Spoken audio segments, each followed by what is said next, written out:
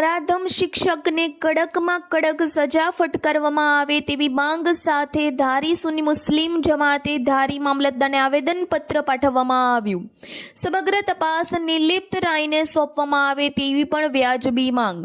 માનવતાનું માથું શરમથી ઝૂકી જાય એવી ઘટના અને પણ વિદ્યાના મંદિરમાં જ્યાં એક નરાધમ શિક્ષક કે જેણે શાળામાં અભ્યાસ કરતી બે નાની બાળકીઓને પહેલા તો દારૂ પાયેલ અને ત્યારબાદ આ નરાધમે ગુરુ અને શિષ્યના સંબંધોને લજવેલા હતા। હલકી માનસિકતા ધરાવતા નરાધમના હિચકારા કૃત્યની સામે લોકો નારાજગી વ્યક્ત કરી રહેલ છે। કામ વાસનામાં અંધ બની ગયેલા આવા નરાધમને કડકમાં કડક સજા ફટકારીને ફાંસીના માંચડે લટકાવવામાં આવે તેવી માંગ સાથે ધારી શહેર તેમજ તાલુકાના મુસ્લિમ સમાજના ભાઈઓએ એક આવેદનપત્ર પ્રાંત અધિકારીને પાઠવેલ હતું।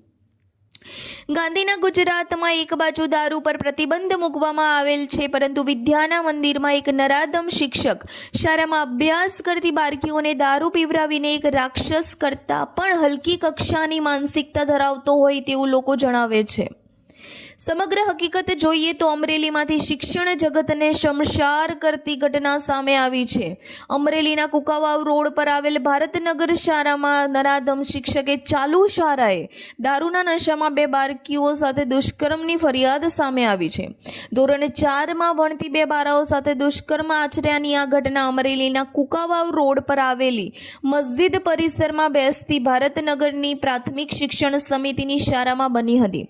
અહીં શિક્ષક માત્ર મહેન્દ્ર કાવઠિયા જ છે અને અન્ય એક પ્રિન્સિપાલ છે।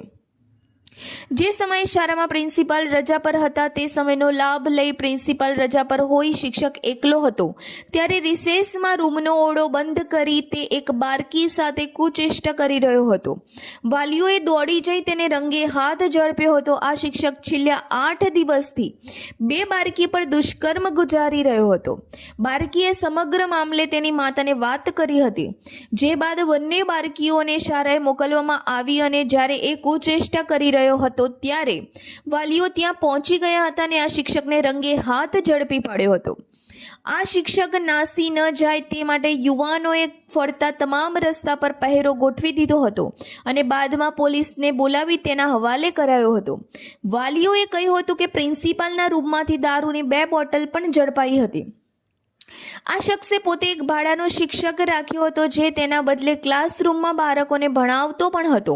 પોલીસ સૂત્રોએ જણાવ્યું હતું કે આ મામલે શિક્ષક સામે ગુનો નોંધવા પ્રક્રિયા શરૂ કરાઈ છે, પરંતુ લોકોની માંગ મુજબ સમગ્ર કેસની તપાસ અમરેલી જિલ્લા પોલીસ વડા તરીકે ફરજ બજાવી ચૂકેલા અને હાલ સ્ટેટ મોનિટરિંગ સેલના ડીઆઈજી નિર્લિપ્ત રાયને સોંપવામાં આવે તેવી માંગ કરવામાં આવી।